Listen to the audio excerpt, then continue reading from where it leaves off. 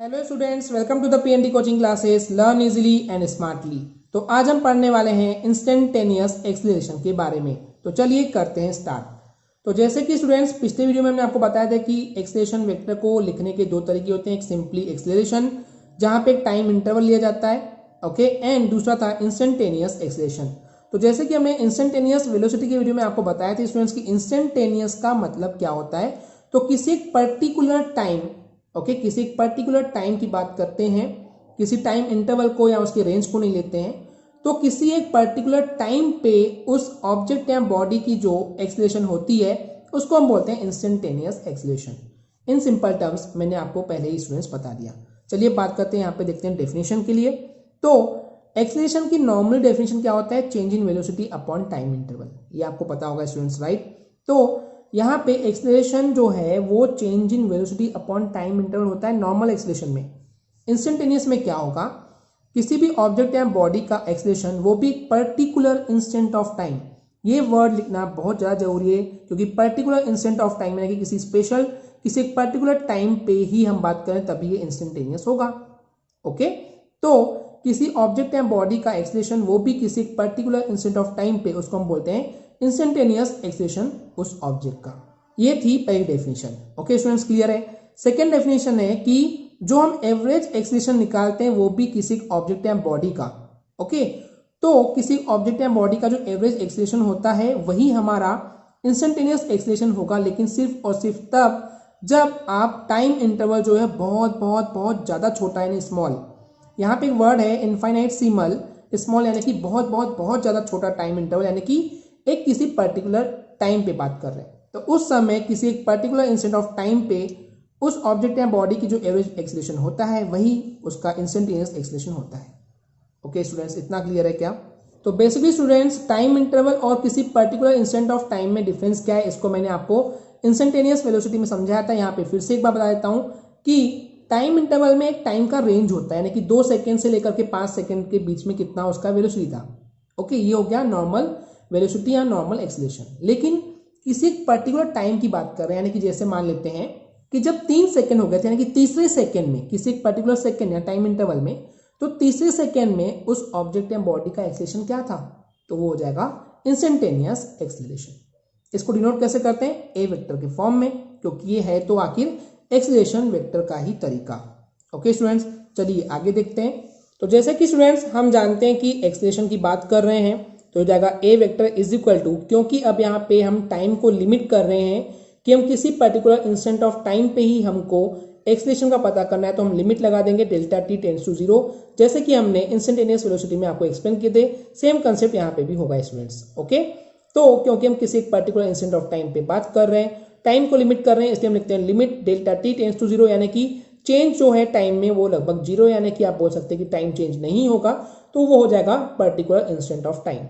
And acceleration का formula होता है change in velocity upon time, right students. तो हो जाएगा a vector is equal to limit delta T tends to 0 delta v vector upon delta t. अब देखिए students, delta we को हम क्या लिख सकते हैं? हम लिख सकते हैं डेल्टा वी एक्स आई के प्लस डेल्टा वी वाई जे के। तो यहाँ पे वही चीज लिखी हुई है कि हम यहाँ पे सिंपली डेल्टा वी को लिख सकते हैं delta V X plus delta V Y and I cap J cap उनके साथ रहेंगे। तो ये सिंपली हो जाएगा limit delta T tends to 0 delta V x upon delta T I cap plus delta V Y upon delta T J cap. इतना clear है? इसके बाद देखिए स्टूडेंट्स, यहाँ पे हमने लिमिट को सेपरेट कर दी, तो हो जाएगा limit delta T tends to 0 delta V x upon delta T I cap plus limit delta T tends to 0 delta V Y upon delta T J cap. Okay, अब देखिए स्टूडेंट्स, यहाँ पे simply क्या हो जाएगा, हम इस लिमिट को हटाएंगे। जब लिमिट को हटाते हैं तो यहाँ पे डेल्टा जो है वो डी कन्वर्ट हो जाता है। ये हमने आपको ऑलरेडी पिछले वीडियो में पढ़ाए थे, तो यहाँ पे मिसप्रिंट है, ये बेसिकली डी होना चाहिए, ये भी डी हो जाएगा, ये भी डी हो जाएगा एंड ये भी डी हो जाएगा। ओके, तो ये क्या हो जाएगा? ये सिंपली हो जाएगा i cap then d we x upon D t plus j cap d we Y upon D T. Okay, इतना क्लियर है? अब देखिए स्टूडेंट्स, यहाँ पे ध्यान से देखिए, इधर तो ये ए वेक्टर था, नो इशू। अब यहाँ पे D we x upon D T क्या है? ये basically velocity along the X axis upon time. Okay, यही होगा ना? तो D we x upon D T यानी कि वेलोसिटी अपॉन टाइम है। वेलोसिटी अपॉन टाइम क्या होता है? ये होता है एक्सीलरेशन। एंड क्योंकि यहाँ पे एक्स एक्सिस के लॉन्ग है तो हम लिखेंगे ए एक्स। आई कैप रहेगा एज इट इज प्लस ऐसे यहाँ पे वेलोसिटी अपॉन टाइम है, ये एक्सीलरेशन है, तो ए वाई जे कैप। तो ए वेक्टर यानी कि acceleration vector is equal to हो जाएगा ए X I cap plus A Y J cap. ये हो गया मेन इंस्टेंटेनियस एक्सीलरेशन का फॉर्मूला। ओके स्टूडेंट्स, इतना क्लियर है। तो यही वो फॉर्मूला है जो कि इंस्टेंटेनियस एक्सीलरेशन को रिप्रेजेंट करता है in terms of rectangular component. Rectangular component इसलिए क्योंकि 2 डायमेंशनल मोशन हो रहा है ऑब्जेक्ट का, तो ये जो 2 डायमेंशनल मोशन है यही रेक्टेंगुलर कंपोनेंट को रिप्रेजेंट करता है। तो बेसिकली यहाँ पे ए एक्स क्या है एंड ए वाई क्या है, तो बताया है हमने कि ए एक्स जो लिया है वो D we x upon D T लिए है एंड ए वाई क्या है वो है D we Y upon D T.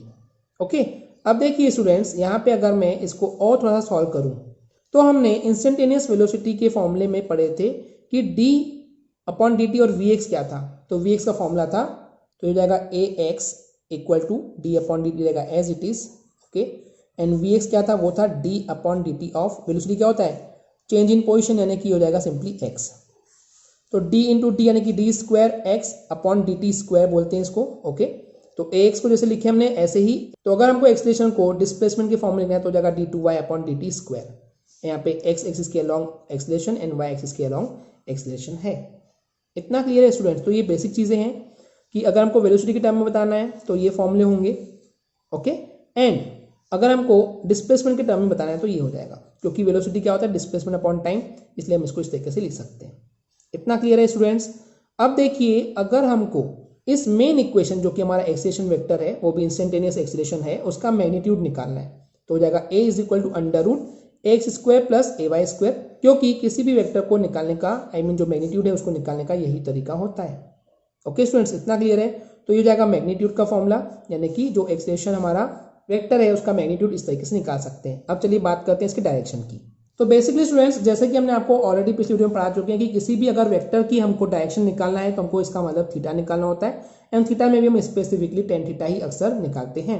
तो देखिए ये कैसे होगा, मान लेते हैं ये हमारे पास एक्स एक्सिस है, ये वाई एक्सिस है। एक्स एक्सिस के अलॉन्ग ये एक्सीलरेशन है ए एक्स, वाई एक्सिस के अलॉन्ग एक्सीलरेशन ए वाई है, एंड ये हमारा वो इंस्टेंटेनियस एक्सीलरेशन है, यानी कि एक्सीलरेशन वेक्टर है जो कि किसी एक पर्टिकुलर टाइम पे हम बात कर रहे हैं। ओके, अब क्योंकि ए वाई है तो ये भी ए वाई होगा, राइट, जितना ये ए वाई है तो ये भी ए वाई होगा, और ये ए एक्स है तो ये भी ए एक्स होगा। अब क्योंकि हमको यहाँ पे मान लेते हैं जो वेक्टर है, ओके, एक्सीलरेशन जो वेक्टर है ये मान लेते हैं एक्स एक्सिस से थीटा एंगल बनाता है, तो यही थीटा हमको बताता है कि थीटा क्या होता है, डायरेक्शन क्या होती है उस एक्सीलरेशन वेक्टर की। तो थीटा निकालना है तो हम लेंगे tan theta is equal to perpendicular upon hypotenuse, तो tan theta is equal to जाएगा a y upon a x. Okay students, इतना क्लियर है। तो चलिए आगे देखते हैं tan theta is equal to a y upon a x को कैसे सॉल्व करते हैं। तो हो जाएगा tan theta is equal to a y upon a x, तो थीटा इज इक्वल टू हो जाएगा टेन, उधर जाएगा तो tan inverse A y upon a x. Okay students, तो इस तरीके से हम डायरेक्शन भी निकाल सकते हैं एक्सीलरेशन वेक्टर की। ओके स्टूडेंट्स, आई होप आपको ये क्लियर हो गया होगा। अगर आपको हमारी वीडियो से कुछ भी सीखने मिला या नॉलेज मिला तो प्लीज़ हमारे चैनल को सब्सक्राइब कीजिए एंड वीडियो को लाइक ज़रूर करें। आज के लिए इतना ही, थैंक यू।